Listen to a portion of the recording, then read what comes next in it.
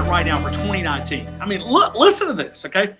You've got Duke coming up in 185 days. You got New Mexico State.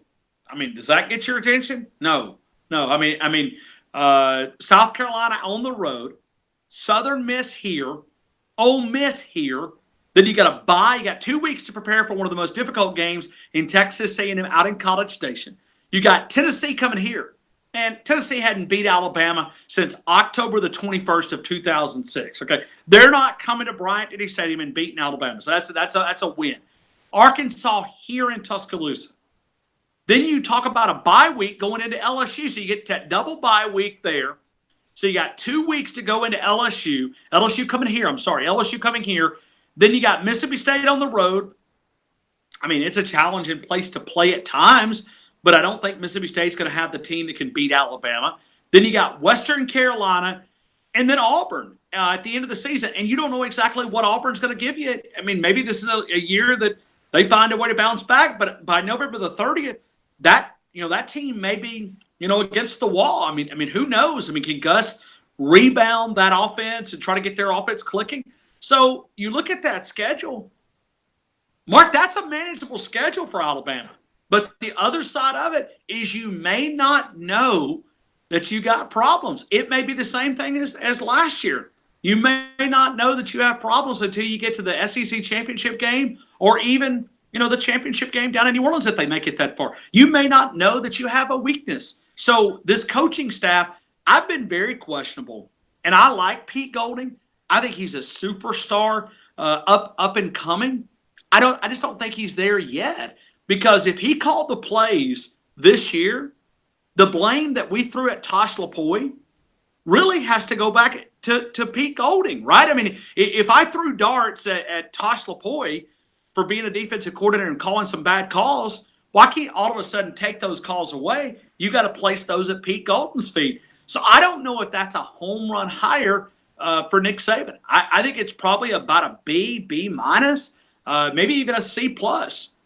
I don't know if it's one of those that I can spin it and tell you, hey, man, that's a 10 out of 10. That's an A plus. It may be, but right now I cannot look at you confident and say, hey, that's a home run hire defensive coordinator for Nick Saban. Got Ryan Fowler on the line from Tide 102.9 FM. His show is The Game. Got to join him right there. Ryan, I've got a list of topics to hit on. I want to flag you down at some point here in the next few weeks if you've got some time. Go ahead, Mark. I got a few extra minutes. No, I got somebody coming up here at 7:30, unfortunately. Okay. We got to talk some Ohio State football. I'm sure your listeners enjoy talking Ohio State football. Let me finish with this, Ryan. Crimson Tide overrides Ohio State, man. Tell those guys to just hold on. And Crimson Tide, we override Columbus, Ohio, man. Let me ask you this, Ryan. How many other fan bases call into your show? How much do you hear from other fan bases? Oh, yeah. I mean, we get enough Gators. We get a little bit of LSU.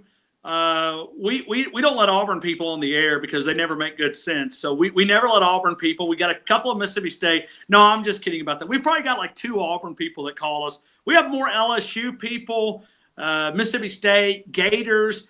And sometimes I just think they're like the little rebellion kid that they just want to call and aggravate us because we're talking Alabama football. So we have a couple of other fan base, but we're 98% Alabama fans. Okay. So for next time, I really want to dive into the schedule because you gave us a good overview in regards to its ability or lack thereof to prepare the team possibly for a college football playoff appearance. I want to hit it more from the philosophy of who you're scheduling, who Alabama is scheduling out of conference with it just announced the West Virginia home and home coming up in about 7 or 8 years. Saban, Dabo, Jimbo Fisher's in the division. I think that's some fascinating talk. Got to talk Tua Tagovailoa's campaign for a Heisman Trophy that's been set at 5-2 by the Westgate sports book there. So we appreciate it, Ryan. You said spring practice starts on March 5th. Hopefully we can flag you down soon. Yeah, March the 8th. March the 8th. Yeah, it's next Friday. So not this coming Friday, but the following Friday. So Alabama back on. And listen, football cannot get here quick enough when you got a sour taste in your mouth. So I know Nick Saban and his players are probably going to be ready to go back out on that field. But hey, one more quick question. You said something about schedule. See, the problem is nobody wants to play Alabama. I mean, think about Greg Byrne. If he's calling around to these ADs, hey, will you take a loss in September? No, I'll go ahead and call somebody else. I mean, it's kind of hard to get somebody to say, hey, I'll go to Tuscaloosa. I'll go get my head beat in by Nick Saban in September. I would imagine that's a pretty difficult job for Greg Byrne, and it's pretty obvious that West Virginia is not one of the. I mean, listen, I'm excited there's a home and home, but that doesn't fire me up. I don't know about you. I don't know. It wasn't a home and home, but Wisconsin, excuse me, Wisconsin was willing to do it. Yeah, and Michigan and Florida State and Michigan State. Yeah, I think a couple of years ago. Yeah. No. All right, Ryan, I appreciate it. Thanks, Mark. Have a great one, take man. care. Thank you so much. Thank you. Appreciate it.